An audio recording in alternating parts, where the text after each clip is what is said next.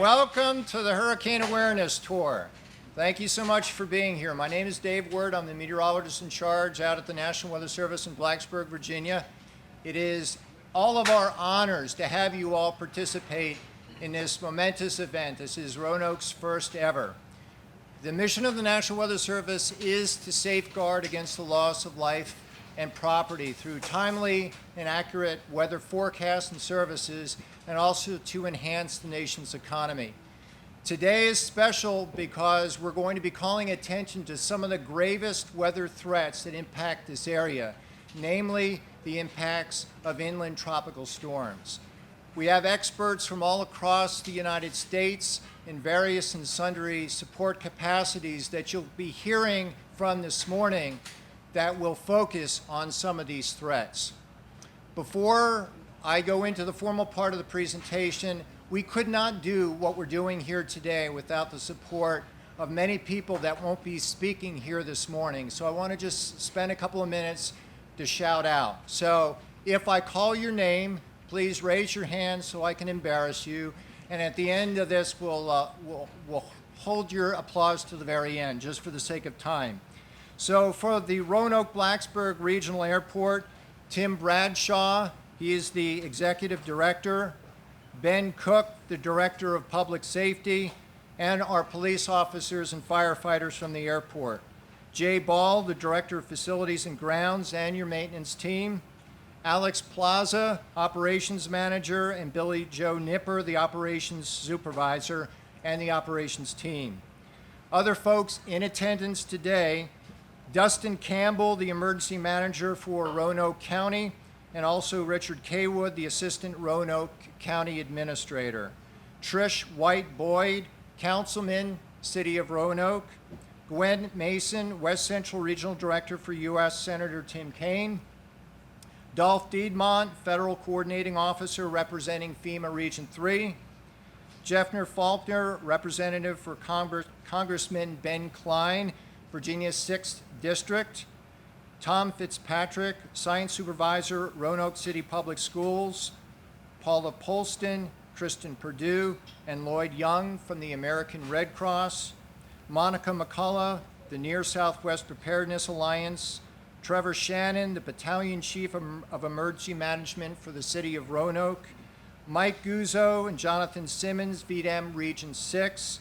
Michael Mohair, Director of Virginia Tech Emergency Management, and John Beach, the Director of Facilities at Virginia Tech. Jim Caddy Jr., Roanoke City Battalion and Chief of EMS Safety and Health. Lieutenant Colonel Scott Van Cleef, Commander of the Roanoke Composite Squadron Civil Air Patrol, and his CAP team. And finally, thank you to all of our exhibitors that are outside under the strong heat right now, for our sponsors, supporters, my staff in National Weather Service Blacksburg, and to all the folks, the flight crews, and all the folks that you're going to be hearing speaking in the next couple of minutes. Thank you so much for making this event so successful. Well done.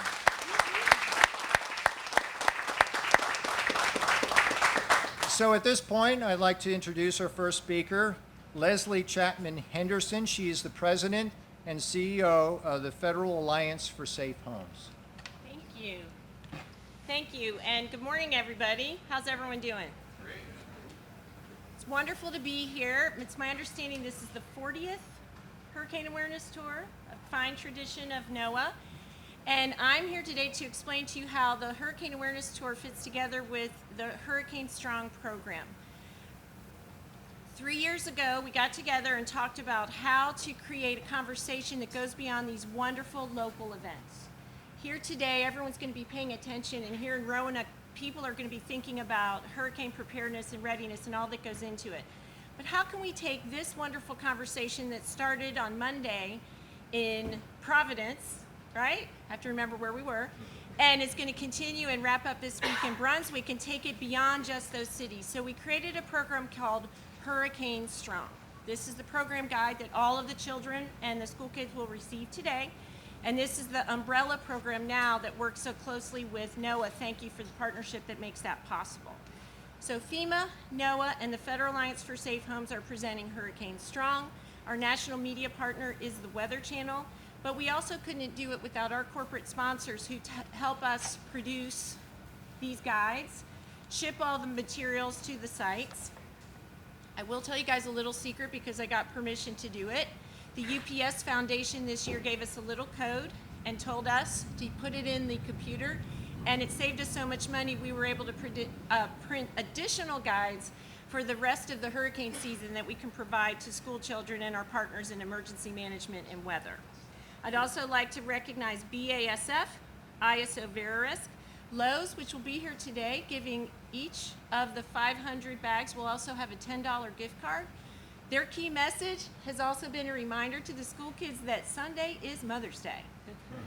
And so I thought, wow, you're going to be popular because he's pointed that out to them. We also have Simpson Strong Tie as one of our national partners. And then, of course, right up here with us today, we have USAA. Cynthia and Stedman are here with materials and talking about the key message for today, which is financial protection. So there's 5 key messages for Hurricane Strong. Day 1 is family safety. You have to know where you're going to be in a storm. Day 2 is planning, communication, supplies, comfort, medicine, pets. Day 3, which is today's focus, is financial protection. So we want everyone to go and get an insurance checkup. And you'll hear more about this in a second, but we also want you to focus very intently on flood insurance. There's a 30-day waiting period for flood insurance, so right now is the time to do that. The 4th day, tomorrow, our main message is strengthen your home. And you can't strengthen your home if you don't know where you're starting. We've introduced a new product 2 weeks ago with FEMA that we've created called inspecttoprotect.org. If you pull out your iPhone today and your location services are turned on, hit locate me and it's going to tell you what building code is adopted right here in Roanoke. It's my understanding that Virginia has a statewide current model code, so congratulations and thank you for that, because that is the most important starting point for keeping that roof on in high winds. The 5th message, and my personal favorite, is community service. Once you've moved through all 4 of those steps, you're ready. And what we want you to do is we want you to ask yourself, what can I do to help others be prepared? It may be informal, like an elderly neighbor who needs help cleaning up the yard, or you can see our friends at the Red Cross and get trained to volunteer and serve post-disaster. So I'm incredibly honored to be here. I want to thank our hosts and thank everybody and all of our long-standing partners for the opportunity, and I will see you guys out at the show.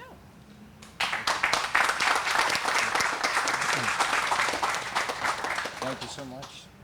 Okay, for our next speaker, I'd like to call the Honorable Joseph Cobb. He's the Vice Mayor of the City of Roanoke.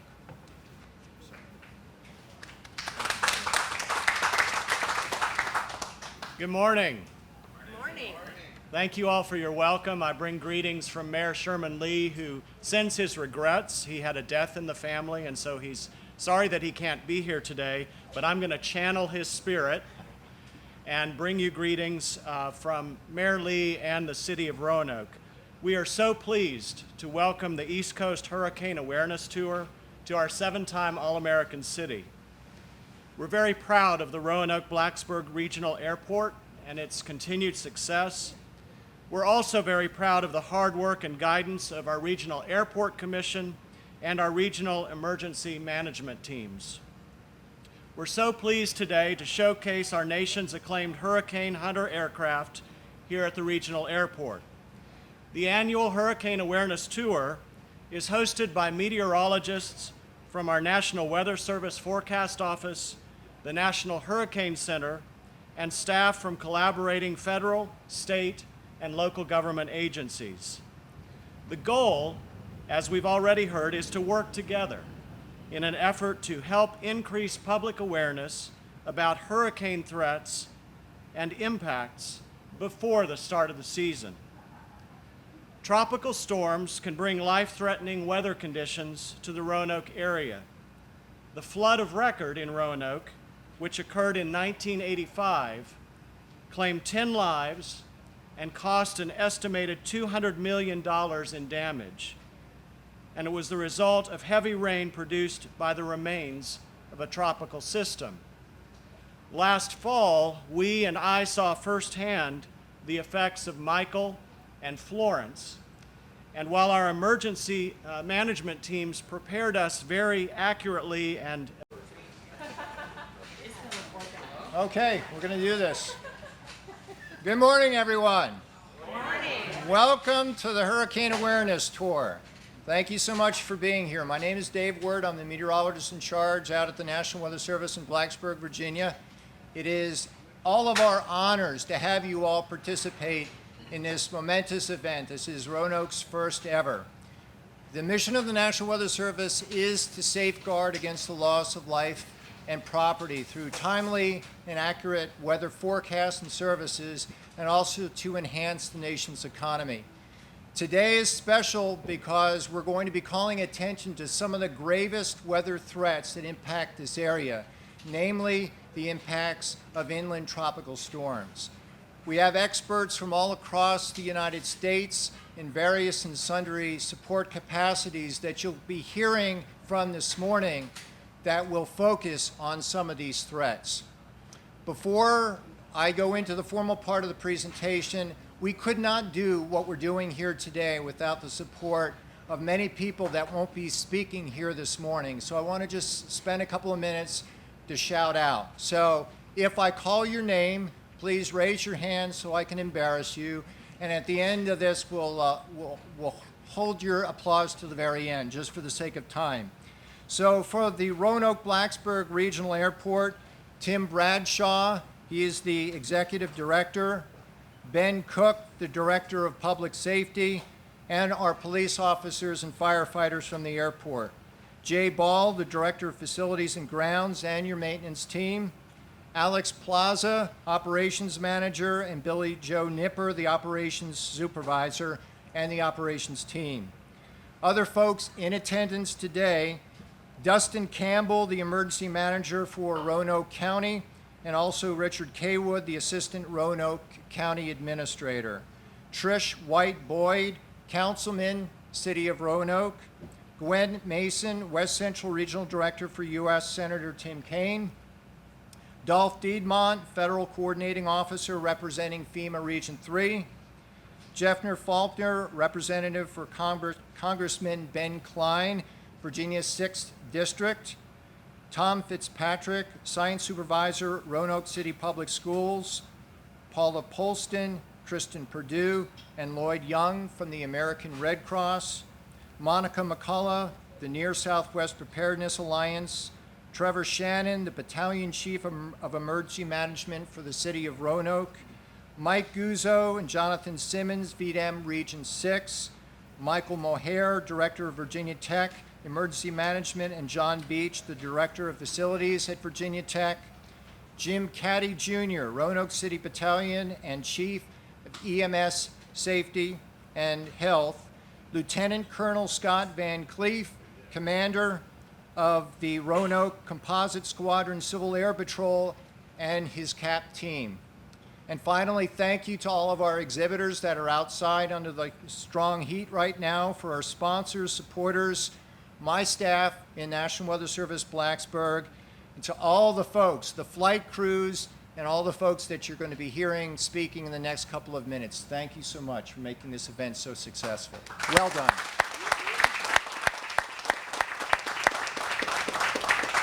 So at this point, I'd like to introduce our first speaker, Leslie Chapman Henderson. She is the president and CEO of the Federal Alliance for Safe Homes. Thank you. Thank you, and good morning, everybody. How's everyone doing? Great. It's wonderful to be here. It's my understanding this is the 40th Hurricane Awareness Tour, a fine tradition of NOAA. And I'm here today to explain to you how the Hurricane Awareness Tour fits together with the Hurricane Strong program. 3 years ago, we got together and talked about how to create a conversation that goes beyond these wonderful local events. Here today, everyone's going to be paying attention, and here in Roanoke, people are going to be thinking about hurricane preparedness and readiness and all that goes into it. But how can we take this wonderful conversation that started on Monday in Providence, right? I have to remember where we were. And it's going to continue and wrap up this week in Brunswick and take it beyond just those cities. So we created a program called Hurricane Strong. This is the program guide that all of the children and the school kids will receive today. And this is the umbrella program now that works so closely with NOAA. Thank you for the partnership that makes that possible. So FEMA, NOAA, and the Federal Alliance for Safe Homes are presenting Hurricane Strong. Our national media partner is the Weather Channel, but we also couldn't do it without our corporate sponsors who help us produce these guides, ship all the materials to the sites. I will tell you guys a little secret because I got permission to do it. The UPS Foundation this year gave us a little code and told us to put it in the computer, and it saved us so much money we were able to print additional guides for the rest of the hurricane season that we can provide to school children and our partners in emergency management and weather. I'd also like to recognize BASF, ISO Verisk, Lowe's, which will be here today, giving each of the 500 bags. We'll also have a $10 gift card. Their key message has also been a reminder to the school kids that Sunday is Mother's Day. And so I thought, wow, you're going to be popular because he's pointed that out to them. We also have Simpson Strong Tie as one of our national partners. And then, of course, right up here with us today, we have USAA. Cynthia and Stedman are here with materials and talking about the key message for today, which is financial protection. So there's 5 key messages for Hurricane Strong. Day 1 is family safety. You have to know where you're going to be in a storm. Day 2 is planning, communication, supplies, comfort, medicine, pets. Day 3, which is today's focus, is financial protection. So we want everyone to go and get an insurance checkup. And you'll hear more about this in a second, but we also want you to focus very intently on flood insurance. There's a 30-day waiting period for flood insurance, so right now is the time to do that. The 4th day, tomorrow, our main message is strengthen your home. And you can't strengthen your home if you don't know where you're starting. We've introduced a new product 2 weeks ago with FEMA that we've created called inspecttoprotect.org. If you pull out your iPhone today and your location services are turned on, hit locate me and it's going to tell you what building code is adopted right here in Roanoke. It's my understanding that Virginia has a statewide current model code, so congratulations and thank you for that, because that is the most important starting point for keeping that roof on in high winds. The 5th message, and my personal favorite, is community service. Once you've moved through all 4 of those steps, you're ready. And what we want you to do is we want you to ask yourself, what can I do to help others be prepared? It may be informal, like an elderly neighbor who needs help cleaning up the yard, or you can see our friends at the Red Cross and get trained to volunteer and serve post-disaster. So I'm incredibly honored to be here. I want to thank our hosts and thank everybody and all of our long-standing partners for the opportunity, and I will see you guys out at the show.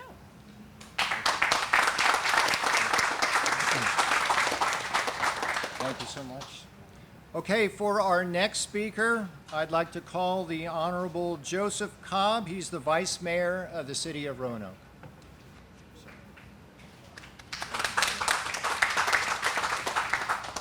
Good morning. Good morning. Thank you all for your welcome. I bring greetings from Mayor Sherman Lee, who sends his regrets. He had a death in the family, and so he's sorry that he can't be here today, but I'm going to channel his spirit and bring you greetings from Mayor Lee and the City of Roanoke. We are so pleased to welcome the East Coast Hurricane Awareness Tour to our 7-time All-American city. We're very proud of the Roanoke Blacksburg Regional Airport and its continued success. We're also very proud of the hard work and guidance of our Regional Airport Commission and our regional emergency management teams. We're so pleased today to showcase our nation's acclaimed Hurricane Hunter aircraft here at the Regional Airport. The annual Hurricane Awareness Tour is hosted by meteorologists from our National Weather Service Forecast Office, the National Hurricane Center, and staff from collaborating federal, state, and local government agencies. The goal, as we've already heard, is to work together in an effort to help increase public awareness about hurricane threats and impacts before the start of the season. Tropical storms can bring life-threatening weather conditions to the Roanoke area. The flood of record in Roanoke, which occurred in 1985, claimed 10 lives and cost an estimated $200 million in damage. And it was the result of heavy rain produced by the remains of a tropical system.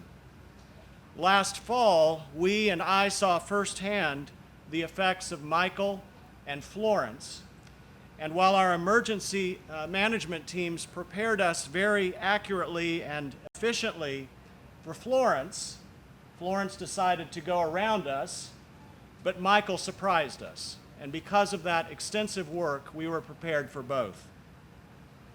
The aircraft and staff here today collect information in tropical systems that assist forecasters with producing better forecasts about the track, strength, and potential impacts from tropical systems that could impact our valley.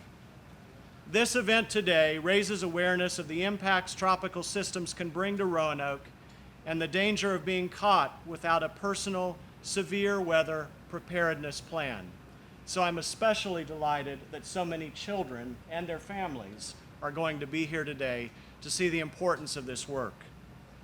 Federal, state, and local agencies, as well as the private sector and academia, work together as partners to help keep weather hazards associated with tropical systems from becoming disasters in our area.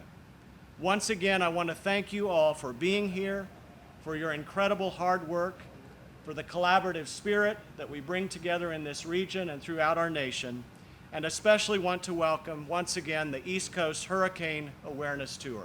Thank you for being here today.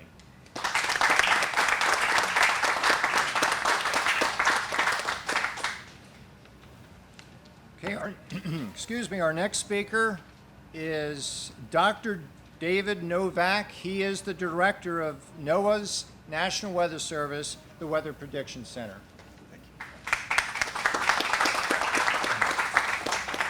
Good morning. It's great to be here. So I'm Dave Novak, come from the Weather Prediction Center, where we are the nation's premier center for heavy rainfall. And that's one of the key messages we're here today, is that these storms, as they move inland, are very dangerous for your area here in the Roanoke area. We call this inland flooding. You know, when a hurricane threatens, most of the attention is often along the coast. We think of strong winds, we think of storm surge, but in fact, a third of all hurricane-related deaths are caused by inland flooding. Fresh in our minds is Michael and Florence. In Florence, 80% of the deaths were associated with inland flooding. Now, most of those deaths were in cars, and that's another key message here. So what we're seeing is too many folks driving through flooded roadways or even moving barriers that are out in front of these roads. To help address this really important problem, we have a phrase. It's called "turn around, don't drown." And I'm telling you, it can be a life-saving phrase. No event or appointment is so important to risk your life for. So if you remember one thing today, turn around, don't drown. As we were mentioning here, a storm doesn't have to be a hurricane or even a tropical storm. It can be remnants of these systems. As we saw with Michael, it was a weakening storm, but sure packed a punch here locally, and unfortunately took 5 lives just to the east of here. Again, most of those in vehicles. So at the National Weather Service, we have a warning system in place for this flooding hazard. It starts with outlooks. We then move to flood watches, and then flash flood warnings. It's in a sense, a ready, set, go approach to the hazard. And it really is a partnership with the entire enterprise, as you see here today, our partners with FEMA, our partners with our local and state partners, as well as our private sector partners, to keep you and your family safe from the inland flood hazard. I also want to emphasize we're working hard at the Weather Service to make improvements in our forecast. From the Weather Prediction Center, one of the key products we have is called the Excessive Rainfall Outlook. This is a product that highlights the areas most at risk for impactful rainfall. And this year we'll be highlighting that product on the National Hurricane Center website as these storms threaten the coast. So we're trying to get the word out about this product, educating folks in the media and in our enterprise partners of how to use this product when storms threaten. We're also launching an upgrade to the global forecast system model, the quote American model. It's planned to go into operations this summer, And our initial testing has shown improvements in precipitation and some aspects of hurricane forecast. So we're looking forward to that improvement coming this summer. So these innovations will help. But most important, as was highlighted here, is your personal and family awareness. Have a plan, know your evacuation. Do you live in a floodplain? These are questions that we want you to think about and act on today. And obviously, listen to your local officials. They are your calm and clear message in the storm. They know the local roads and the local aspects of these events. So when storms threaten, please listen to your local officials. And what do you do if you see water across the road when you're driving? Turn around, don't drown. That's great.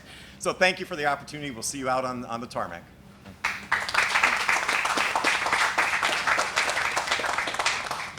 Okay, we have one more distinguished guest speaker, and this is a tall order because he's taller than me. Very few people I can look up to. Have a hard time when it comes to this gentleman, Kenneth Graham. He is the director of NOAA's National Hurricane Center. Ken. Yeah, thank you, Dave. Appreciate everybody being here today. Yeah, I'm the tallest director in Hurricane Center history, and I've sold a lot of tripods because everybody has to rebuy them to get longer legs, so I've never got a cut out of that, Leslie. I never have.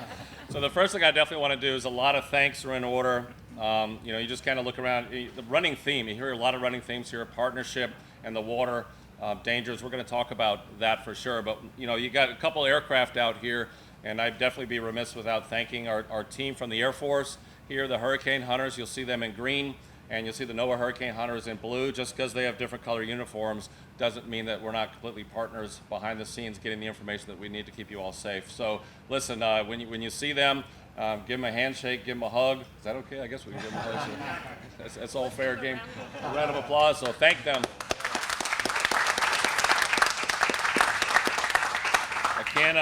It's very humbling to fly with them on this tour because they're true heroes.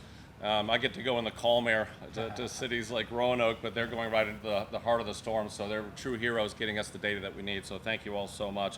The other one for you all, Dave, the last 10 years I've spent at the New Orleans Forecast Office, so every other year we put on these events, and it's a lot of work.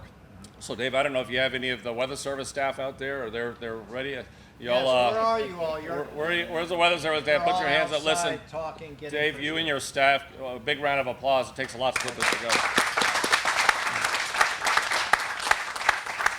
So let me tie this up here. Look, it all begins with knowing your risk, right? It's an interesting thing that living in New Orleans and moving to Miami, everybody says have a plan, but the first step's to know your risk.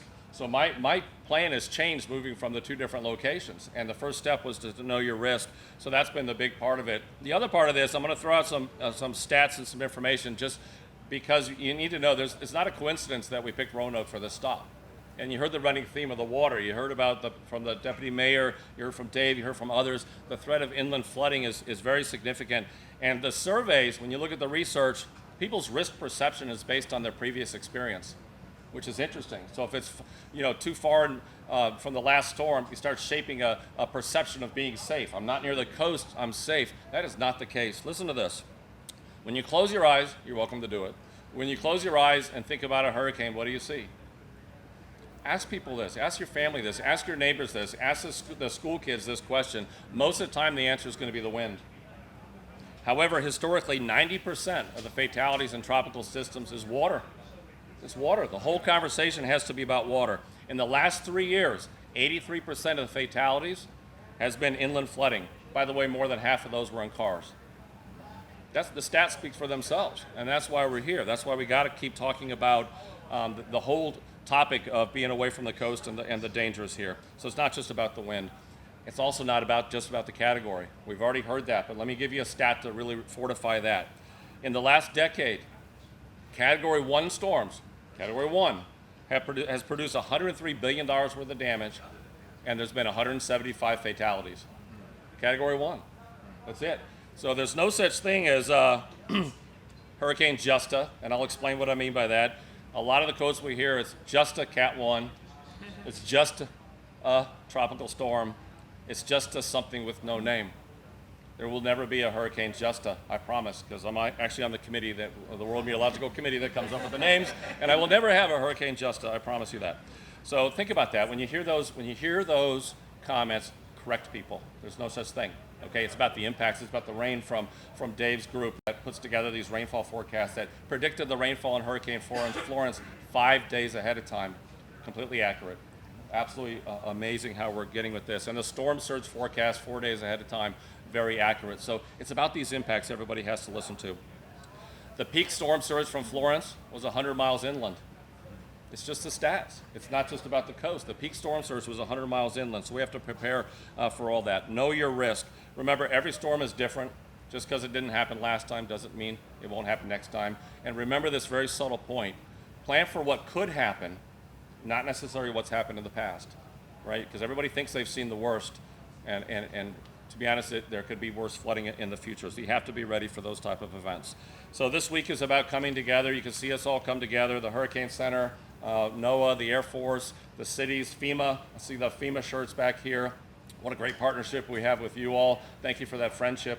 And you go through enough disasters, it's interesting. It's more than a partnership. It becomes a true friendship, both with the private sector and our federal, state, and local partners. So thank you so much for being here. Interact. I encourage everybody, ask lots of questions, meet with the kids, and I look forward to a great day here in Roanoke. Thank you.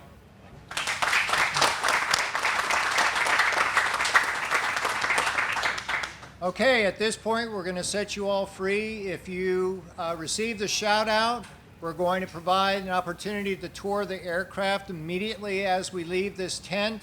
For everyone else, there will be 2 more opportunities. One will be primarily for the media. I think some of the air traffic controllers will also avail themselves of that at 1 o'clock. And then right before the general public gate is open at 2 o'clock, all the folks that are doing static displays, the exhibitors, and anyone else that was not able to get on the aircraft, I'll make a call, a general announcement, get you to the front of the line before the horde of humanity descends on us. So thank you so very much for being part of this important process. Have a good day. And I'm Meteorologist Jamey Singleton. We're here at the 2009 Hurricane Awareness Tour.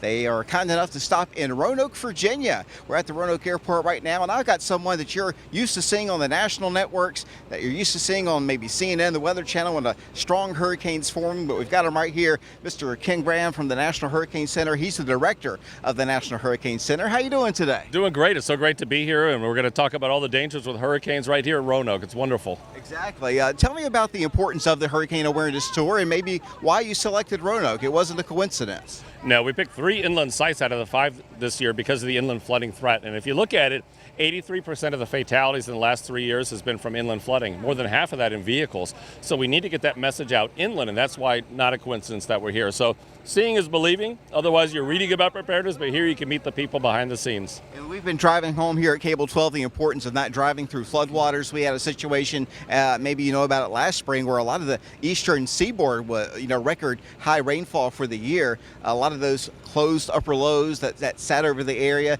And then when Michael came through, we had a situation where people were, out trapped and rushing water in cars. And that's just so sad to see. Yeah, if you think about it, when people think about hurricanes, they think about the coast, they think about the wind, but the reality is the inland impacts that are great as well. So think about it, if you have a lot of rain through the season, you're already saturated, and the tropical moisture could produce an amazing amount of rainfall, and that's what happened with Michael. You start getting that rain, those tropical rains, and the flooding comes quick. And Michael was a storm that was initially supposed to go just to the east of our area, maybe toward Richmond. And the night before, I think I was able to put an update out and said, hey, heads up, I don't think it's turning. Talk about the uncertainty that we still face despite the technology and the models. And then maybe further down the road, we'll ask you about what's going right, what you're advancing on. Yeah, it's interesting when you look at that forecast, there's so much dependency when you get inland on where are the fronts, where are some of the synoptic, what we call, the bigger pattern type of stuff. So, little changes that can make a difference. So people have to realize it's not about that center track. Some of that rainfall can stretch miles away, in fact, hundreds of miles away from that center. So focusing on that rainfall forecast, focusing on it's a big swath rather than a skinny line, that's important for preparedness and being ready. Well, it's important, too, on social media when you see all those posts getting shared of the spaghetti spaghetti plots and the official track or whatever. It's going to go here. It's a wide-ranging slew of effects, especially when it gets inland. The effects of it expand over time, and you get that. Plus, you get the tornadoes. We've had significant tornadoes here from inland hurricanes. Yeah, think about all these hazards. So you got the wind right along the coast, but you also have wind inland. And if you get saturated soil, a little bit of wind can start knocking down trees in addition to the tornado. So the tornado threat, the rainfall threat, I think it's a multi-hazard thing we're talking about here. And that's the way we got to think of that. You know, right now, when we close our eyes, we think about hurricanes, we think about that wind. We have to have the conversation. It's a multi-hazard situation. And again, we're here because if you look at what's hurting people, it is the inland flooding. And that's what we got to talk about, especially in automobiles.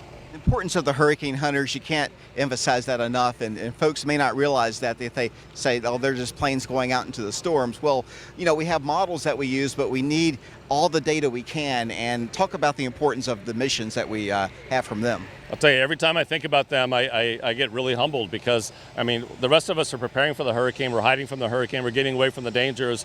The men and women of NOAA and the Air Force hurricane hunters, they're going towards the hurricane, and they go right into the eye. They get all the data, so much data that we need.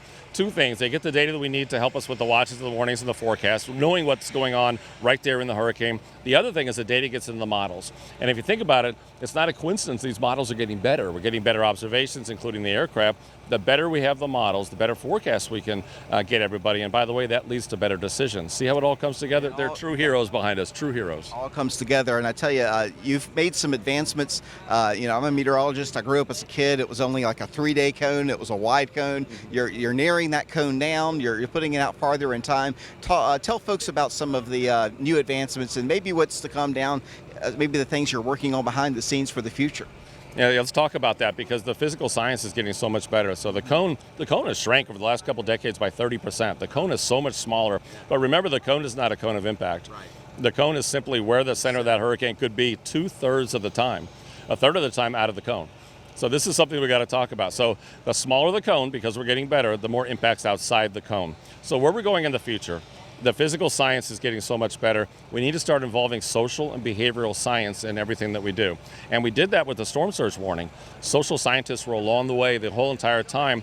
And think about this, in the last 3 years, only 4% of the fatalities have been from storm surge. Historically, half was from storm surge. So I think we're making a difference with the storm surge watch and warning and the inundation and the fact that social science was there. That's where we're headed. We're going to look at the cone. We're going to look at our website. We're going to look at everything we do. Let's get social science in there before we make any changes. I don't want to make a single change until we start really having the data on what we don't want to make it worse. So if we have the data on what people really, how they view these products, what decisions they make on these products, once we have that, I think we can start looking at our products as well. You also have to look at, you don't want to put out the false alerts for anything either. You want to, again, you don't want to muddy the picture. You want to make it more clear, concise for the general public.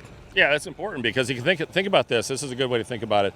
A perfect forecast is fine and dandy, but unless it's actionable and we get the response that we need, that last mile is missing. So that's where the social and behavioral science will come in. Let's finish that last mile. Exactly. And the thing is, I can put out a forecast that's perfect, but is it perceived as perfect? Do people pick up on it? Do people know what I'm trying to say or what you guys are trying to say? Well, that's an important point, and I want to compliment you all too, because I can say what I want to in Miami, but having you all here on the ground, the experts in your local area, that's also a big part of the final mile. That's why behind the scenes, we're all talking together. We're all trying to do our thing, so we appreciate what you all do all the time.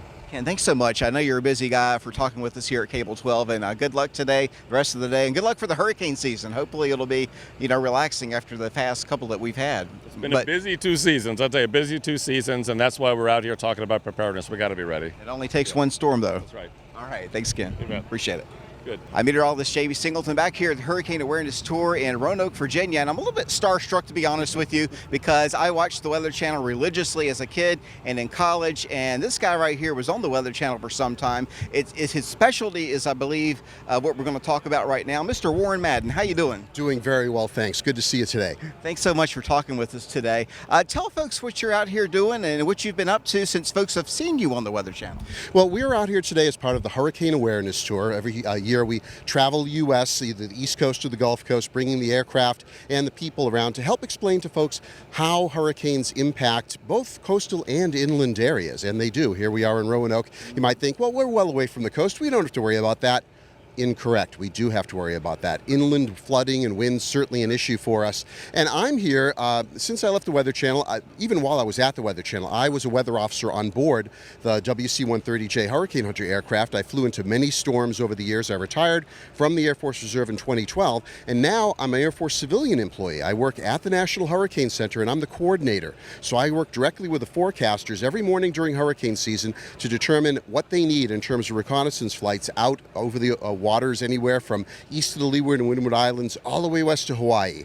And then we get those aircraft out where they need to be, both the NOAA and Air Force squadrons, and then as they collect all the data out there in the storms, it's all being transmitted to my office via satellite at the National Hurricane Center. I look at that, do quality control on it, and then provide it directly to the forecasters so they can include that into their advisories and also out into the rest of the world so media and the public can be aware of what's going on with the storms. So when you see the little dot going across my GR Earth screen of the reconnaissance flights, he's orchestrated that basically from the Hurricane Center. And you've flown into these things before, right? Yes. I flew from 1998 to 2012, and I flew in everything from little tiny tropical depressions up into the biggest monster Cat 5s. And man, a really great experience. I was honored to be part of the mission for so long as a flyer, and now I'm continuing in that mission as those who can't do coordinate. And so I retired because I aged out. Basically, you can only go so many years as lieutenant colonel in the Air Force.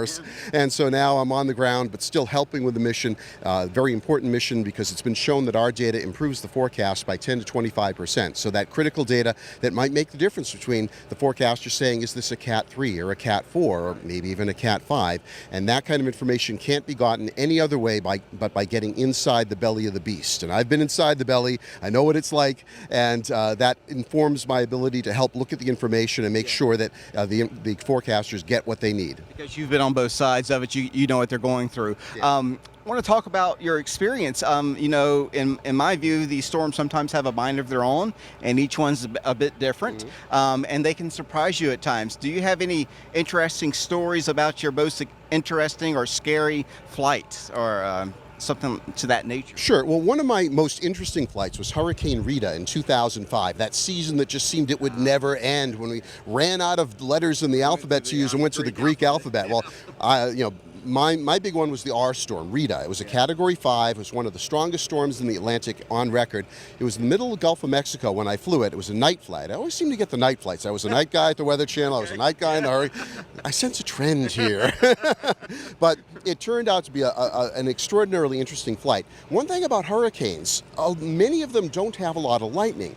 The freezing level is so high that it just doesn't develop. But in rapidly developing storms, you can get a lot of lightning, and Rita was one of those. And it was explosively developing, and in the WC-130J, the weather officer, which is what I was, sits in the back of the aircraft in the cargo bay. So we've got a side window to look out, but we don't have that nice front view. So I could see there was a lot of lightning flashing outside my window, but I was focused on my instruments, trying to make sure we were getting right where we needed to be. And we burst out into the eye, and the first words over the intercom from the pilots were, "Holy," not repeatable for television. Okay.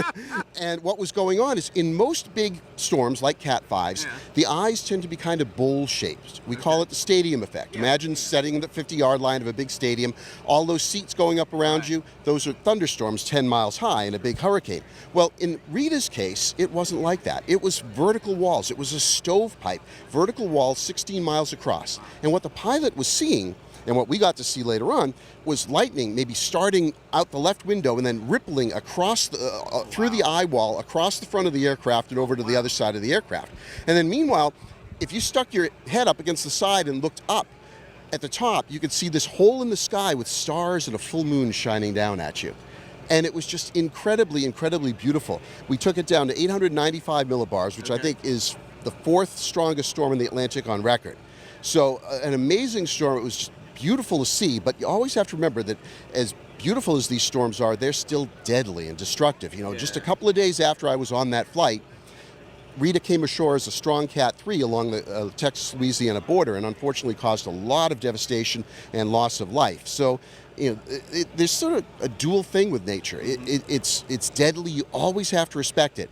But man, in the middle of all that, there's just images of beauty that just can't be gotten anywhere else. Yeah, I mean, even within hurricanes, that's a story that pops out with the way the eye wall is shaped, that stovepipe. like you normally describe that as a tornado. You know, that's insane. The lightning jumping from the eye wall to eye wall. That's pretty cool. Any other interesting things about flying out of maybe some weaker storms that surprised you? Because even the the tropical depressions, things like that, they can sneak up on us and give us the flooding, and they can pack a punch when they want to. Oh, definitely. I mean, the worst ride of my entire career wasn't a hurricane. It was in a tropical storm that was trying to get to hurricane status before it made landfall on the Florida coast just north of Tampa. And I distinctly recall, we were flying through, it didn't look that bad on radar, but we hit a spot where all of a sudden the bottom fell out. The aircraft fell a couple of thousand feet and then all of a sudden rocketed upward by the same amount. The plane was shaking so violently that for about 30 seconds, I could not focus on my instruments. My eyes could not keep up with the plane and my body strapped into the seat shaking around. At that point, we weren't flying the aircraft. Mother Nature was flying it, and we were just waiting for her to give it back to us at some point. So you could fly it. So, that just goes to show that you can't say the strong storms are always going to be the roughest.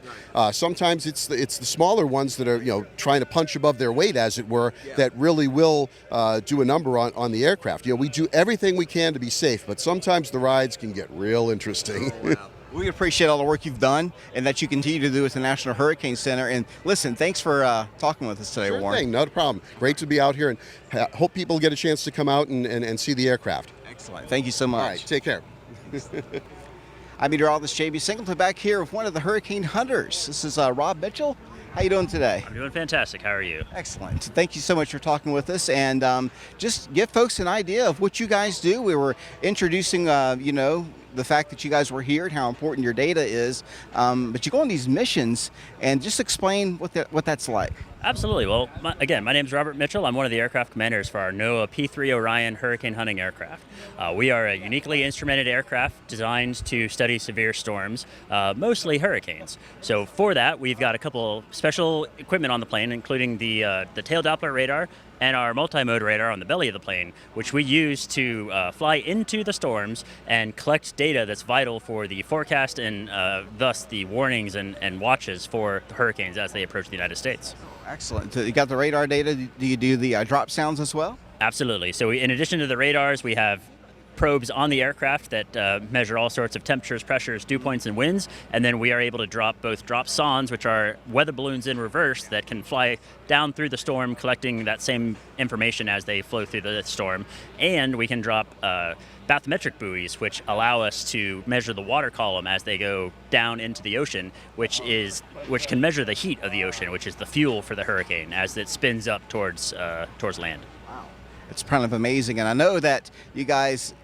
Do you fly, you don't fly over land, do you? Or do you now? You said it was storm equipped. I know in the past when I was studying meteorology in college, that was a no-no because of the frictional effects and the turbulence that could be created. Absolutely, that's a good point. So as the storms go over land, they're more likely to spin up mesocyclones or tornadoes, which don't bode very well for the plane. So as we go over land, we have certain safety restrictions, primarily the altitudes that we're allowed to fly within the storms. But we do, if it's a small island territory like St. Croix or Puerto Rico, we will try and continue flying that storm as long as we can to collect that data to just fine-tune those forecasts as they approach. The more data we can get, the better off we are. And the forecasts have improved. You get that data in real time on the plane, right? Absolutely. So the data that we're collecting, including the tail Doppler radar, the multi-mode radar, and those drop sondes and all the flight information that we're collecting, is beamed real time through our onboard data system to the National Hurricane Center. So by the time we land, that data is already being used for those forecasts to help improve that awareness.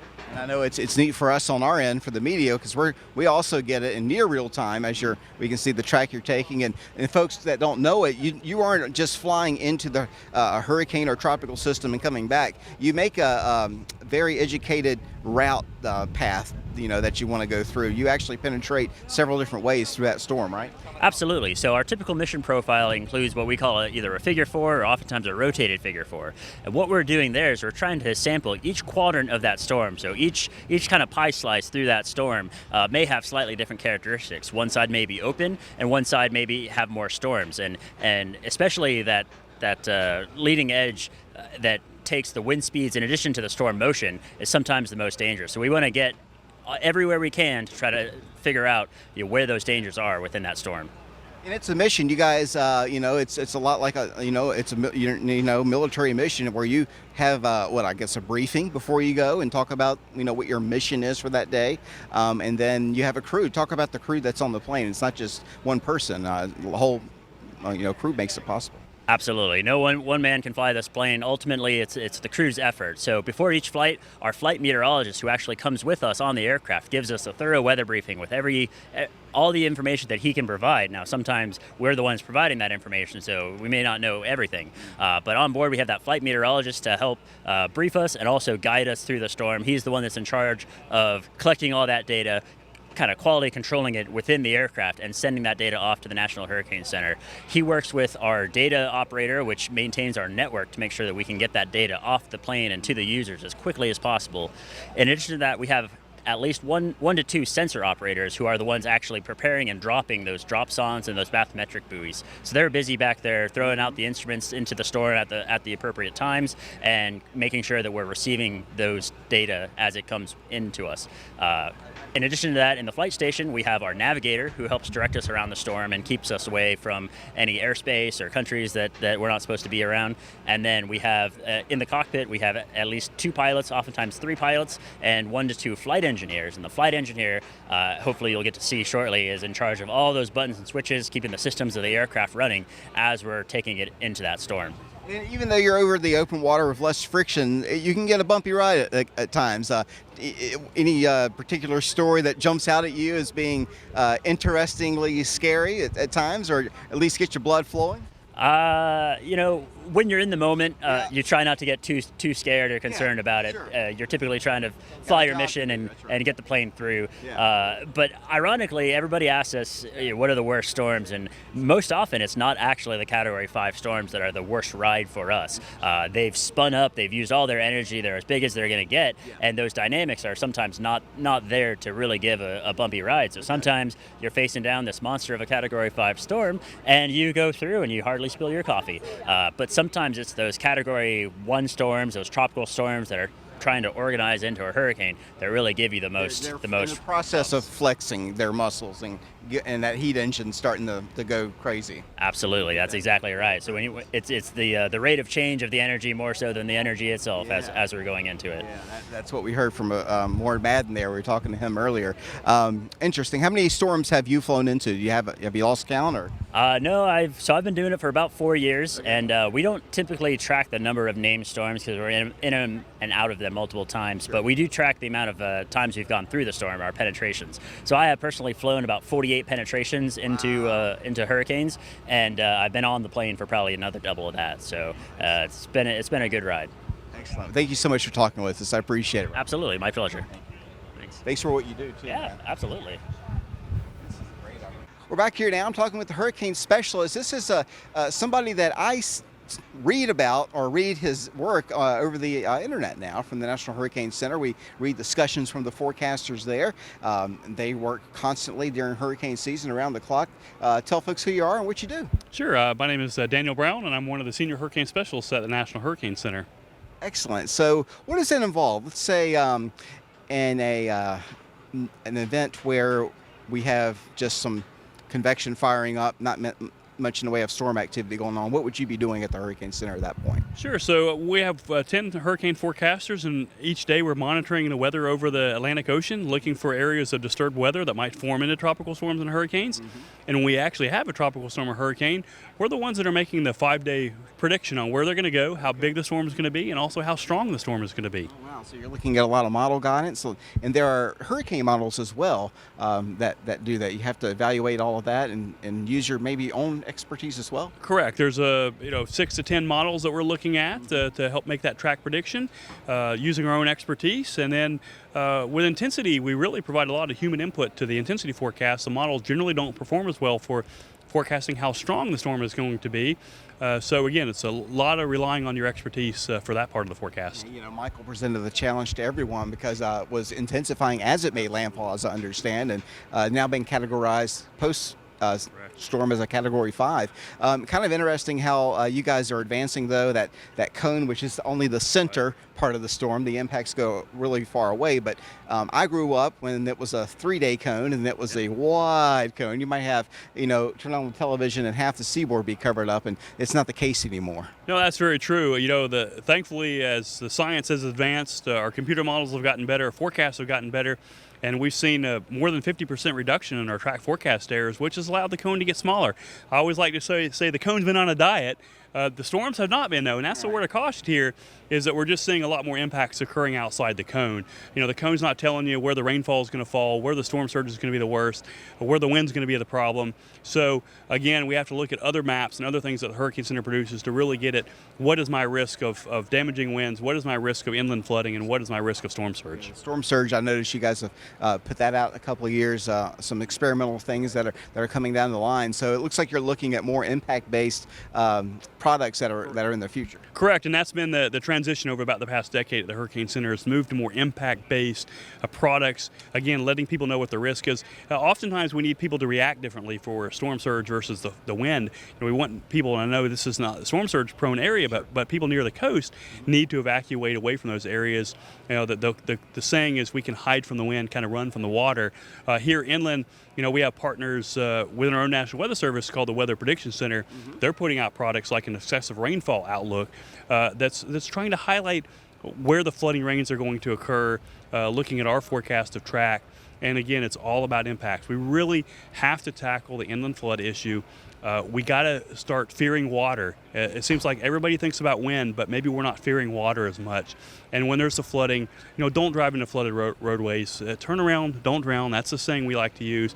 But we really have to get people doing that. Over the last 3 hurricane seasons, more than half fatalities from water-related deaths in hurricanes has been from people in cars. And so we need to put a stop to this. It's an interesting field that we're all in and that you guys do, because you're scientists. Right. You're an expert scientist, but you're also having to focus so much on the social science part of it. How are people perceiving what we're putting out? Are they understanding what a hurricane watch means, what a warning means?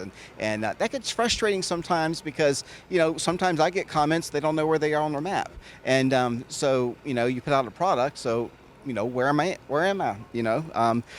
It's a continuing effort, but it's something that I'm glad that you guys are helping us with, and we're helping you with, hopefully, on getting all that out. Because it only takes one storm, and it could be a weak storm here to cause damage. Absolutely, and I think that although the hurricane tracks are getting so much better, there is still uncertainty in the forecast, and we don't always know where that band of heavy rain is going to set up, and it's why sometimes we have to take precautions on the possibility of it happening, but it may not happen this time. When that happens, be thankful. Right. Thankful that you're going back to a home that wasn't filled with water and wasn't destroyed. Yeah. But when you do take an action to perhaps leave your home, or you have to do sandbags and so forth to protect your home, and then you get that flood, you'll be so thankful that you did, because you're going to be safe. Hopefully it protects your property. And that's the key. We really have to be thinking about, before the storm season, before the next one forms, what are we going to do? What do we need supplies on hand? How can we just be prepared just in case? Because when it happens, you will be so thankful that you did. Yes, and as you know, hurricanes and tropical systems, they're so fickle. If the westerlies, the jet stream, basically, folks, as we know, get into the warm season, is so far north, we're seeing a lot of these closed lows that are very weak form near these things now. Some are referring that to climate change and the warming Arctic, weakening the jet stream. Case in point being Harvey, that just sat over Texas, that Houston area, for day after day after day after day. And, Florence almost did that to us. We were looking, I think, 3 days in advance, thinking Roanoke may get 25, 40 inches of rain, biblical type flooding, and it ended up being something like a little upper ridge that tugged it south and then moved it back north. But for the Carolinas, it was severe. So are you seeing a change in what your challenges are when you're dealing with these really fickle tracks? There's kind of 2 things to point there. One is that the Hurricane Center, in the models, we tend to do better with stronger storms. So we tend to do better forecasting track of the real strong storms. Mm-hmm. It's the weaker storms, and that's going to happen here as the storms begin to weaken and move over land. The models don't handle those systems as well. Mm-hmm. So there might be more uncertainty in those forecasts. And also, there have been studies that are showing that if we move into a warmer environment, that climate that we might see storms slowing down more. And it's been a little strange the last few years. We've seen an awful lot of slow-moving storms, and we've set state records for rainfall in tropical storms and hurricanes last year, both in Hawaii with Hurricane Lane, and then Harvey in 2017, and then Florence in both North and South Carolina in 2018. So it is a little bit of a concern that we're seeing an awful lot of heavy rain and rainfall records being set as these storms move inland, and a lot of slow-moving storms. So hopefully that's not the case in 2019, but if it is, let's be prepared. Yeah, if it's not, let's be prepared. Let's keep it. Let's remember what can happen, and remember that it could always be worse than what you remembered in the last storm. Absolutely, and my director Ken Graham was talking about that just today. Is that people base so many decisions. We're seeing studies that show they base their decisions on how to prepare or not to prepare on their past experience. And we've got to really get away from that, because every storm is different. Every storm takes a different track. Every storm has a different size. The rainfall's going to be spread out differently. There's going to be other weather features that might interact with that storm differently. And so you can't say, last time in Michael we got this much rain, and next time the storm comes this way we're going to get this much. We really can't do that. We have to look at each event differently, prepare for each event as if you might get the worst, because we just don't know. And the thing is, the storm doesn't know. It doesn't care. It doesn't know. It doesn't care. It's a storm. It's not a person. So that's all part of it. Well, thank you so much for talking with me. Thank you. Appreciate it. Thanks for your work that you do there. Thank you. All right, we're back here with some more Hurricane Hunter activity, and this is kind of exciting. Tell folks your name. This is Toby Baker? Yes, sir. Name is Toby Baker. I'm a major in the United States Air Force Reserve. I'm a weather officer. My technical title is Aerial Reconnaissance Weather Officer. We call it ARWO for short. Okay, so this is military, but you guys do work with the Hurricane Center. Yes, we do. We're basically an arm from them. So this mission's been done since like World War II time frame, so it's been done by the military for a very long time. We're just the last group that started to do this, and we're pretty much the only group that really does this, minus our counterparts over at NOAA. Okay. When you guys go up into a storm, I guess the Hurricane Center says we need some help, and you guys go on out on a mission, is that correct? Pretty much. It's like they'll sit there and say, hey, there's an area of interest we need to look at, or if there's already a storm established, they'll send up the flag, and then we'll be sent out there depending on where it's located, because we both cover the Atlantic and the Pacific. So we go as far west as Hawaii and far east as the Caribbean. So we have 10 aircraft, and depending on what's the situation going on, we may handle up to 3 storms simultaneously, sending 3 aircraft to each. Oh, wow. So you're ready for a lot there. And how many folks on the aircraft at one time? Normally we have a crew of 5. We have 2 pilots, a navigator, an ARWO or meteorologist on board, and a loadmaster. Okay. Tell folks about the aircraft behind you here that we're looking at. Behind me it's a C-130. It's just like any other C-130 you've seen. You've seen one 20 years ago. You've seen one of them all. The biggest difference is that we have the J model, which is the newest version. The only way you can tell is like behind us here is like you have the 6 props that are composite instead of the 4 steel props. So that's the biggest thing you can tell. They call this the WC-130 because the W stands for the weather. So it's still a cargo aircraft, so we could still change stuff inside to carry cargo, people, anything you could think of, and use it for that purposes. But mainly we use it for the weather missions. So it's a sturdy aircraft. There's no structural changes to it at all. So a lot of it's just technique of flying into the storm. And flying into the storm, what is that like? We've asked a few different folks, but I like to get the personal experiences. For you, what makes it so exciting? For me, like especially being a meteorologist, it's the change. Like every storm you go into is completely different. You can actually go into the same storm 4 times, and it changes each time. So a good analogy I like to tell folks is it's either like riding on a washing machine to riding in a washing machine. Okay. So it depends on the storm and what it's doing.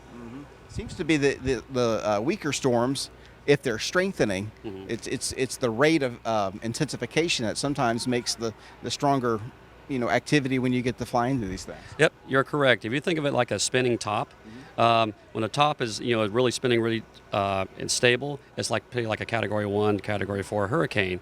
When it's wobbling, that's like it's trying to set itself up to get into a stable, or when it's actually collapsing on the other end. So when it's wobbling around, just think of that as all the different winds going up and down, left to right. So yeah, that's where you get most of your turbulence from. And of course, when you actually have a strong hurricane, most of your stronger winds are going to be at the eye wall. And you're collecting all kinds of data. Yes, Do you do the drop sounds too? We have we do drop instruments called drop sons. Our load master is the one that drops that for us, and so we'll drop between 12 and 16 a time on average in the storm. It does collect. It's like a weather balloon, except it falls. Right. It collects information like temperature, wind speed, wind direction, humidity, and then most importantly pressure, because we can't fly down at the surface because it's too dangerous. So we use that to get the intensity of the storm. And for folks watching, it's dangerous because of the frictional effects, right? Correct. Yeah, because we fly about 10,000 feet in the storm, because anything lower, again, think of it like a big washing machine. All this ocean and stuff is being churned up, so it's too turbulent for us to fly down there. Exactly. How many missions have you flown yourself? I've been doing this for 11 years, so you're talking to the hundreds. Oh, wow. So, and then like for hurricanes, you'll probably see a few folks will have these little patches here. Okay. These are actual what they call hurricane penetrations. So nice. I actually have like over 130, but it's just mainly just how many times you've gone into an actual hurricane. So that could be 4 times, 1 time, 15 times, depending on how long you're in the storm. Do you recall a high number from your colleagues there? What's the number that everyone kind of... Probably the thing that people shoot for, and only very few have made it there, is like 300. Oh, wow. So, and that's over a career of probably like 25, 30 years, being in reserves. Why did you get into this rather than just being a part of the reserves, just getting into the weather part of it? What made you go on the meteorology in this field? Well, when I got out of college, I had a meteorology degree, so I was going into the military anyway, because I have a large military family, so it was just a natural step to go into it. So I got into meteorology. I did normal Air Force weather for a few years, and then when I got out, I just actually stumbled upon this because I didn't know this actually existed. And then once I found it, applied for it, was able to get in, they had a slot, and I've been doing this again, like I said, 11 years. You must have exceeded your expectations then at the time. Oh yes, most definitely, because 1, it was getting a job, and then 2, actually doing something I like, and then an actual career. So. That first storm bit you then, right? It did. It was Hurricane Rick. It was out in the Pacific. It was a longer mission because it was out of Baja, Mexico area. Okay. So that's an automatic 12-hour mission from Keesler Air Force Base in Biloxi. So it's not just the flying in the storms, it's the longevity actually being on the aircraft going to and from. Well, thank you so much, Toby, for talking with us. We really appreciate it. Oh, no, appreciate it. Thank you all for coming out. Thanks so much. Appreciate it. Thanks.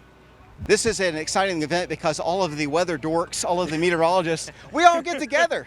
I'm here with a face that probably needs no introduction. Brent Watts, how are you doing today, sir? Jamie, I'm doing well. Thanks for the interview today. Yes, and Ian Cassette, you started not too long ago, but already making a name for yourself. Oh, thanks, yeah.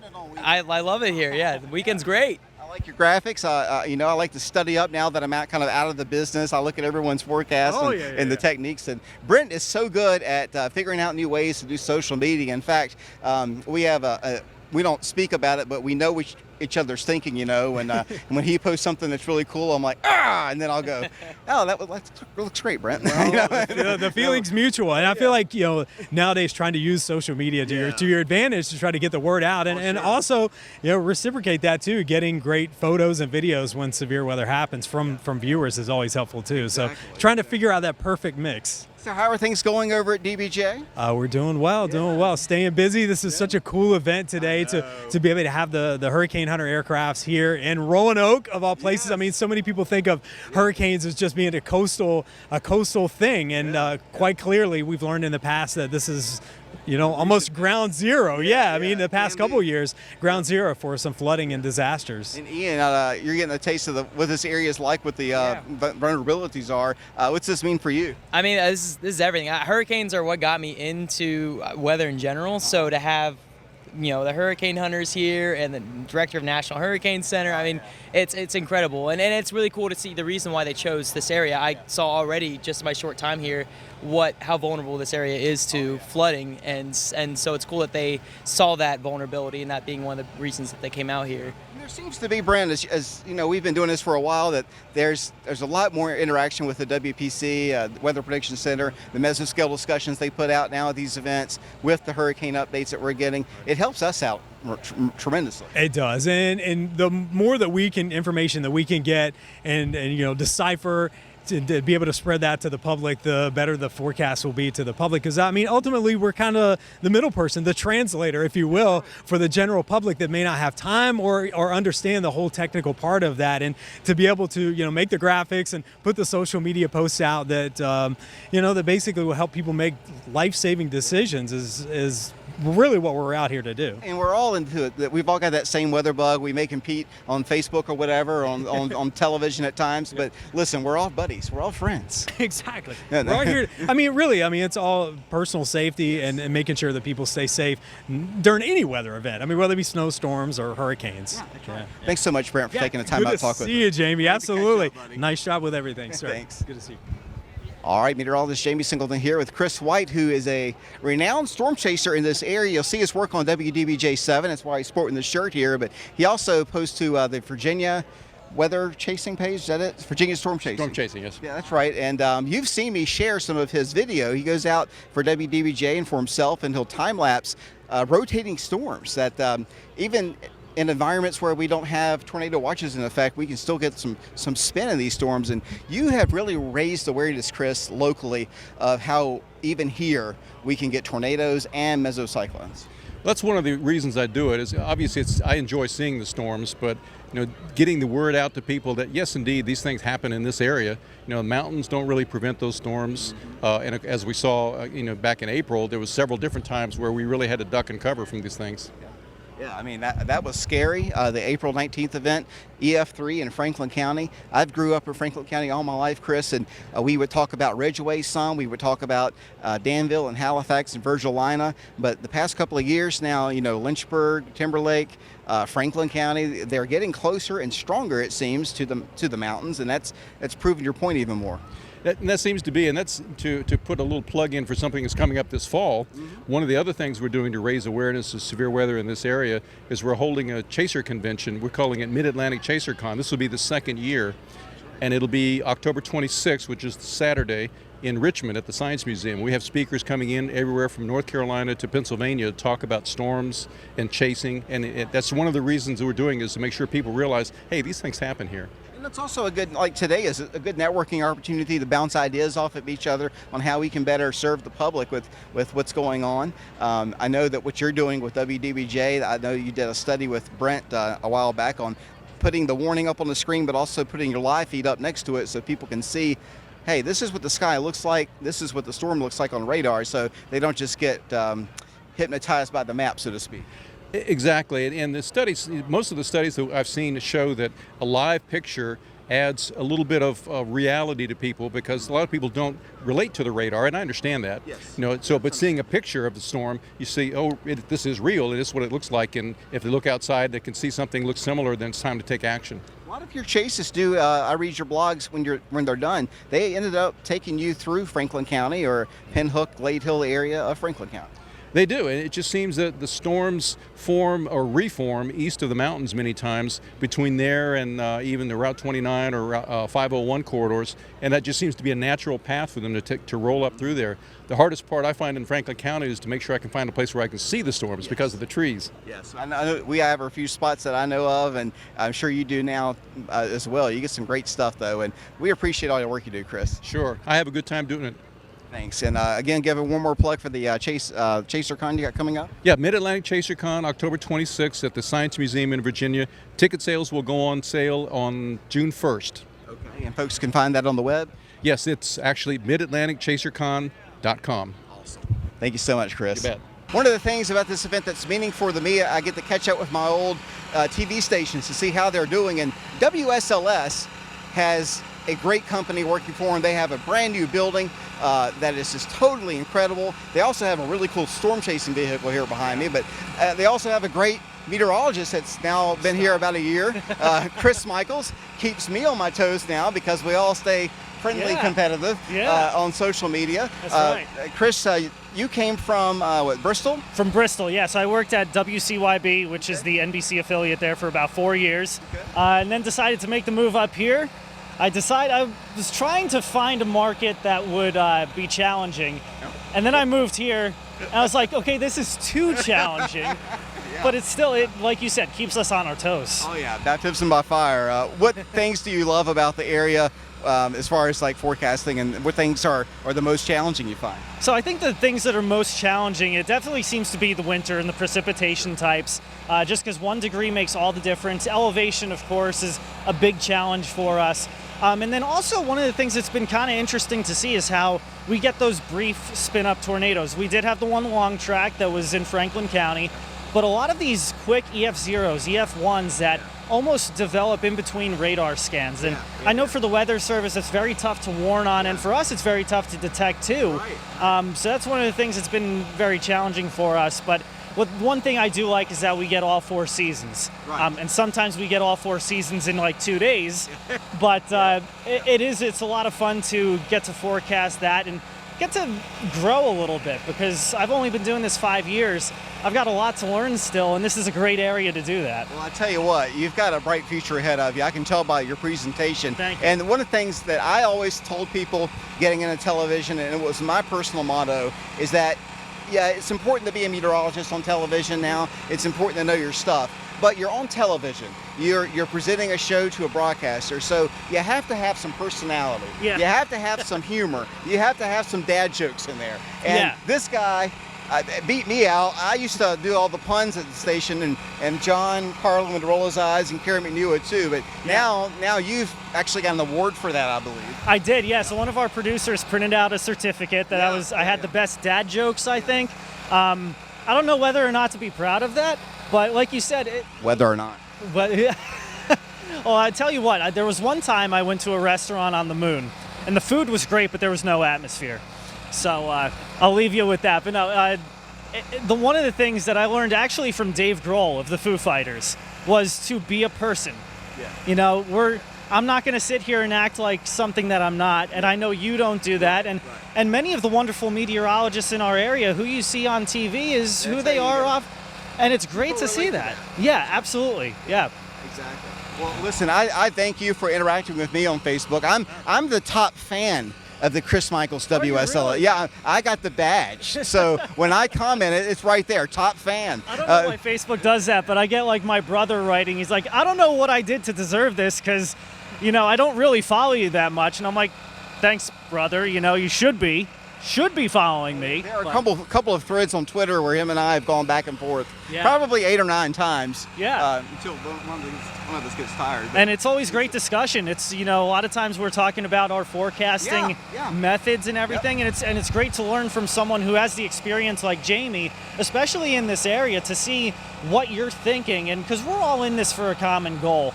Everybody that's here today is trying to make sure that people are aware. It's not to show off our storm chaser. You know, we have these things behind us, and they're cool for the kids.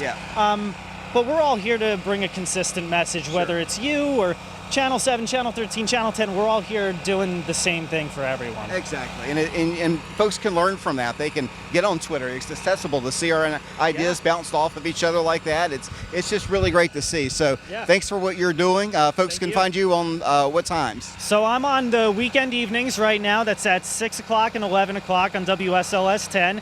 Also Wednesday through Friday at 7 p.m. And being the weekend guy, I get to fill in a lot, so every now and then you'll be looking for Jeff Hanowich, and you see this goofy face, and you're like, what is he doing there? Well, Jeff needs to get some time off, too, from time to time, so. Not that Jeff doesn't have a goofy face himself. He does. No, he does. He really does. We're gonna hold him to that when he gets here a little bit later. And he'll tell you. He will. All right, Chris, thank you so much. Thank you, man. Good to see you. I'm here with Kevin Myatt. You know Kevin. Read the Roanoke Times, you see his blogs up. He writes the Weather Journal, and Kevin and I actually think a lot alike sometimes. It's so much that way it's scary, especially in winter storms, because we use a different type of forecasting. We pick our brains more than look at models. Kevin, great to see you, first of all. Thanks for doing this interview with us. It's nice to be here. Yeah, and a gathering of all the NOAA folks, hurricane hunters, and broadcast and media. This is pretty neat.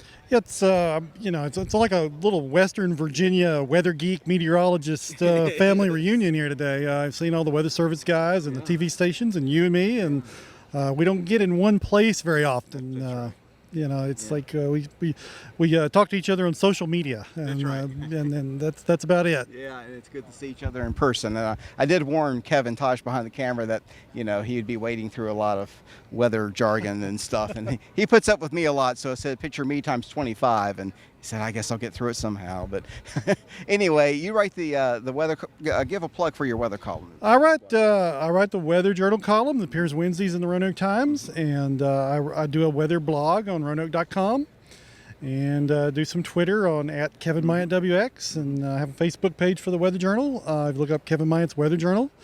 It's been going for, the first weather column was 16 years ago, so somebody likes it, so they keep coming back. Yeah. So I really appreciate everyone who tunes in, and it's always neat the people who can, the good thing about internet social media is you don't have to pick and choose. You can go to Jamey, you can go to me, you can go to Brent, you can go to Channel 10, Channel 13, you can go to any number of sites. You can look at us all and do it in a few minutes. A lot of people do. The weather, True Weather Nuts, they do that. They do that compare and contrast thing sometimes. He said 3 to 5 and you said 2 to 4. He's always right. What about you? Vast difference, Yeah. We get that. We know. But it is nice that you do that. And one thing I like about what you do is you specialize in the statistics. You'll put out there, and I'll retweet your information a lot because, frankly, I'm not good at that type of deal. I'm not the type of guy that just forecasts. But you like to look up things and contrast and compare, and you've got the numbers behind it. Yeah, like a lot of times in weather we tend to think of things as new and unprecedented, and really, probably 80-90% of the things that happen here are really somewhat of a facsimile of something that has already happened. Especially you look in winter, we get these snowstorms, and they're a copy of what the weather map looked like 50 years ago, 30 years ago, or last week in some cases. Mm-hmm. So using what has happened, analogs, the data on certain setups, that proves it's not nothing's 100% accurate in weather, but it gives us a good idea a lot of times of what to expect. Yeah, and a lot of times Kevin and I will be on that same page because that's what we enjoy doing a lot. I love modeling, and I subscribe to a ton of sites that show me all the different models, and I have a sheet I write down everything on. But at the end of the day, if it's a snowstorm coming or a particular setup, I'll go back and remember, hey, I missed a forecast because I didn't have this in the play, or we all did because we didn't consider what happened. And when you look back on history doesn't lie. The models are trying to predict what's going to happen. History, it's already happened. That gives you that advantage. And while every storm is different, it is neat to look back on those certain patterns. Well, a lot of times it seems like we come to the same, we're thinking, what about that storm in 1987? Looked a lot like this. Yep, just what I was thinking. Yeah. Or we'll be writing the same time, and he'll post and I'll post, and our post will be like a minute or two apart.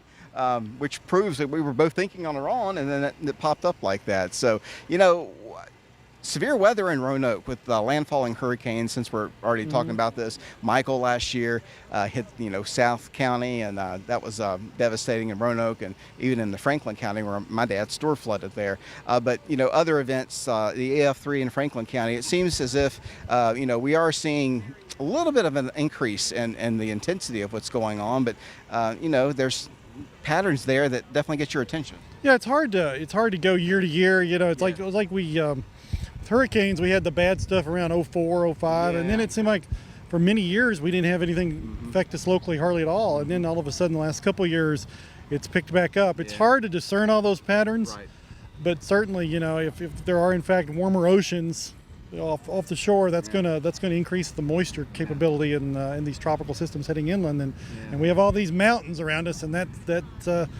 they do their own thing. That creates the lift, and also it creates the downslope that the waters pour off of into all the creeks and rivers we have, and mudslides too, another hazard. Oh my goodness. We got a lot of that too. So hopefully we're looking at the cumulus. I know you were. We got some nice towers going up across the area today, and the backdoor cold front coming in from the northeast. So I know you go on top of the Roanoke Times there and overlook some of that and do your own weather watching in between your other duties. It's pretty neat. Yeah, that's a nice platform there. It's temporarily closed for some renovations. Hopefully they'll open it again soon. But good view to the north there. It's always been interesting over the years to see these storms like often did. We can see them north of us now and watch them come in. And I was up there when the derecho rolled in. Wow. Saw a lot of power flashes. Then I got inside. It was the interesting thing about that storm was it was more like dust. There was a lot of blowing dust. It's like something out west versus than what we have in the east a lot of times. So it's every day, today included, provides an interesting skyscape. So you just need to go out and look at it. And you can feel the cape. You can feel the cape generating right now with this pavement. Thank you so much, Kevin, for talking with us. Thank you. Appreciate it. Appreciate it. All right, I'm here with former coworker Will Stafford here, Melissa Feather. You watch her in the mornings on WSET, ABC 13. You guys having fun out here? It is so amazing to see. Right? We study this data. We talk about the hurricane hunters, and to be this close to the men and women who put their lives at risk and put the forecast together, and to see these planes, it's incredible. It helps us out because we have to communicate that information. Exactly. So to know what they're going through, it helps us out in relaying that to the public. Will, you must be having a blast. I am, and it's nice to be around people that, I mean, these guys are so much smarter than I will ever be. They have more knowledge in their pinky than I have in my entire body about what just goes on with tropics. But to be out here and to see the work that they do, from everything from going out, collecting the data in the storms, flying, risking their lives to get that information, to the guys that are back at the shop analyzing the data, to the guys that are putting out the product. I mean, it's really eye-opening to see how the whole process works together and just how amazing it is. Well, it's also amazing to watch you guys during severe weather coverage. We all try to watch each other, or at least I do. I was live on Facebook, but I went back and watched some of y'all's coverage because it was you and her in the office that day on April the 19th. So good job on that. And to talk about what it's like covering an event like a tornado warning. I know what it's like, but it's different from everyone. It's one of those things of you just get in that mode, and you're on adrenaline, and your priority is giving the right information, the accurate information, and protecting people, because that's why we do what we do. Exactly. Is to inform and protect. Those are our two goals, and that's, and to have, great team members. Again, we're all a team. Right. I love to think of the meteorological community as a family, because our goal is the same. Exactly. No matter what city we're in, I think our mutual love of weather and our mutual love of the community, we connect. It connects us. That's right. And that's why I wanted to do some of these interviews, to show that to the viewer that we're behind the cameras here. We're all friends. Exactly. And Will, she talked about that adrenaline. For me, going off the air that day, it takes a while when you get home to even calm down, because your heart sinks for the victims. You're thinking they don't have a roof over their head, and plus you're still up here on that level. I don't think I went to bed that night until about 5 a.m. And I mean, the threat was long gone before that, but it takes you a while to actually wind down from something like that. And then, of course, I had to come back and do it all over again the next day, although not quite to the extent that it was on Good Friday. But, and like you said, it's all adrenaline. I wasn't tired at 5 a.m. Now, the next day, when I got about an hour a little more than that, sleep, I was tired. But, I mean, when you're in the moment, you're running entirely off of adrenaline. And you're always, you're getting pictures in, you're on social media, you're on the air, you're on Facebook Live, so it's challenging. And anyway, we thank you guys for talking with us. Send my best to everyone over there where I used to work, and I know I miss a lot of the faces over there, so hope everybody's doing well. You guys are doing a great job, though, by the way, and I watch you guys, and we appreciate you. Thank you so much, Melissa. Will, thanks, man. All the Good best, to see you, bud. buddy. Yep.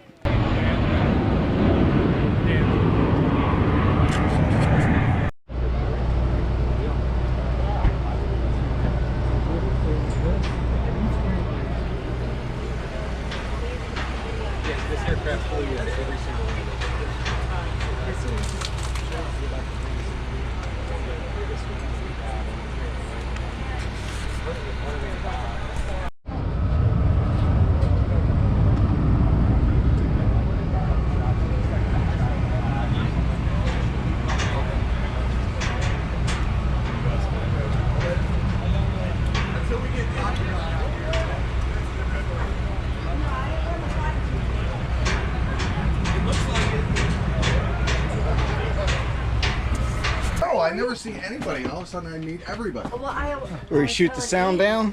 This is it. Yeah, this is the sonde gets loaded in this upper tube typically. To the desk, though, so. And then cool. that valve opens. Cool. And launches it out. Awesome. The chute, of course, comes out after it goes out of the airplane. And there's those holes in the bottom of the plane there, right? So there's a hole for this in the bottom of the aircraft. Gotcha. But there's other holes in the bottom of the airplane that you look at those, and those are for instruments that measure ocean temperature, and they are launched explosively. So we load them up in pre-flight, and they have an explosive charge on them, and they launch out just by, I turn a switch up here and select which one I want to launch. I fire the button, and out they go. This ribbon is to delay the chute.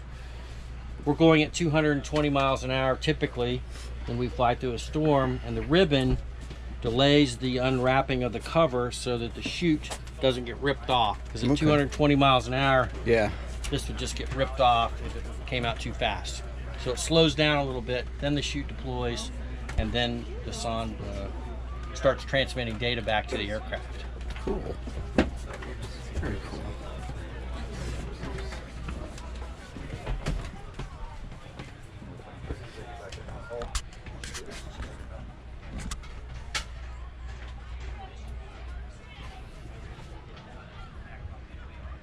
So that's where the sonde goes. That's how we shoot out sonde. We have 8 channels. We can have 8 sondes airborne at once in this aircraft. And we, of course, coordinate with any other aircraft that might be in the vicinity, so we don't use the same frequencies at the same time.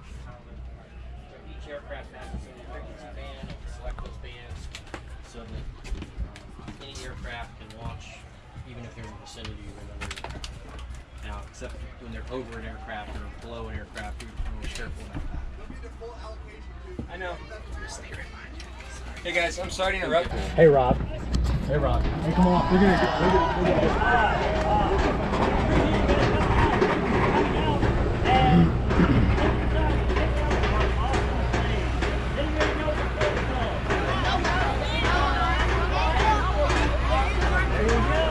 And the kids will be through. They just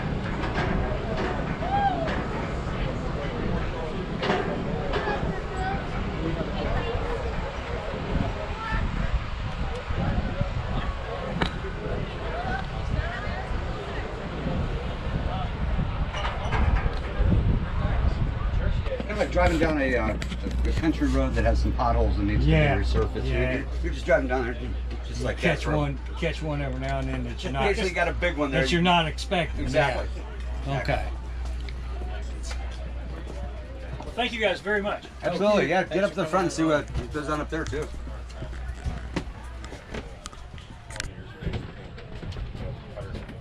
Okay. Most of our 10 times more traffic in our trade con than in the towers. Right.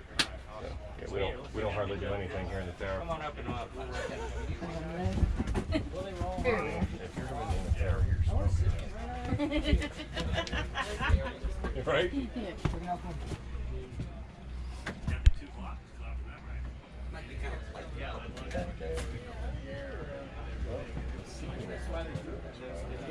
Roanoke ditching station is okay.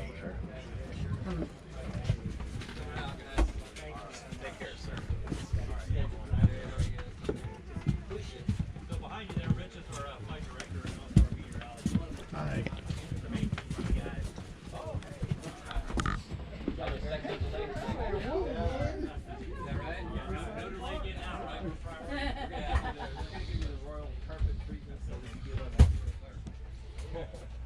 Any questions, sir?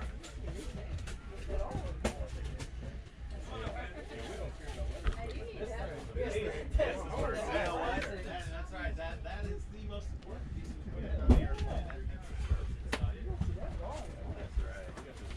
So Adam here is one of our pilots. Like I said, I'm a pilot here. Together we're kind of coordinating. Get it up, Travis.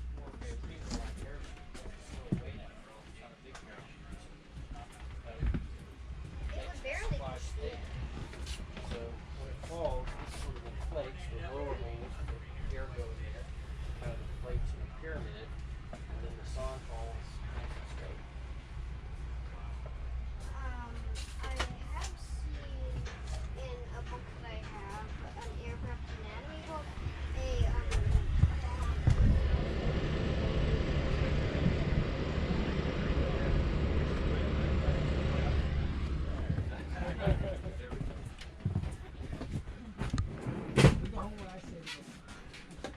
Part of it is actually limited by the number of crews we have. You know, AOC, the NOAA Aircraft Operations Center, is a small organization. It's only about 100 people.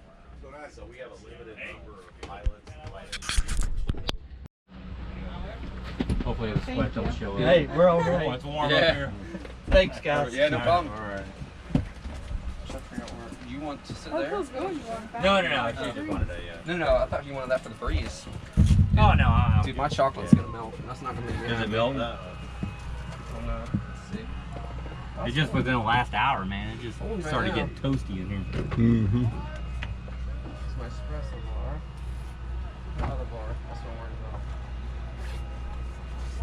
about. We usually carry 2 pilots, 1 Okay. engineer, right? Okay. So we're up here, and it's a coordinated effort between us and the flight director and the meteorologist to stay, look where we're going and what we're doing. But as we're going through the storm, pilots are trying to maintain wings level. Me as a flight engineer is trying to maintain 210. We get updrafts, downdrafts, and then we don't try to fight it. We ride the storm, wait till everything kind of minimizes on the bouncing around before we get back up on parameters. Cool. And usually do about 4 passes through the storm and then move on from there. Wow. How many storms have you been through yourself? Probably, I don't know, anywhere from 20 to 25, I would say. Okay. Yeah, we don't go by storms. I think we go by more than penetrations, that we makes get in. more sense. Yeah, you're right. You're right. But I've been through about 180 to 200, somewhere around there, lost count. Wow. They all kind of mix together after a while. Yeah, I'm sure. That's fascinating.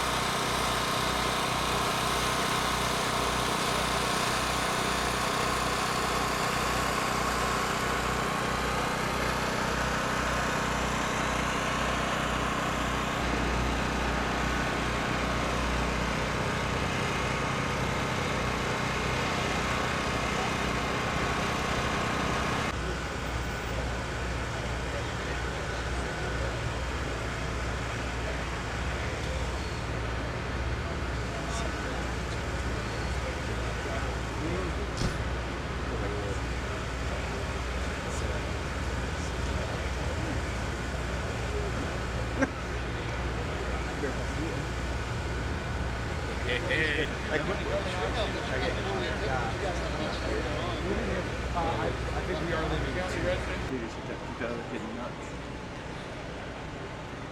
Nobody wants. That guy won't come in a second. Get some sound with Brent. Jeff's like. Not trying to mess up your shot. You're good. You're good. Of course, yeah. Right? You guys in heaven today like me? Oh, definitely. Good to see you. Jamey Singleton. Drew. Hey, good to see you guys. They're stationed there. Probably with the office. Yeah. It's once in a lifetime. It really is. I've been telling folks that.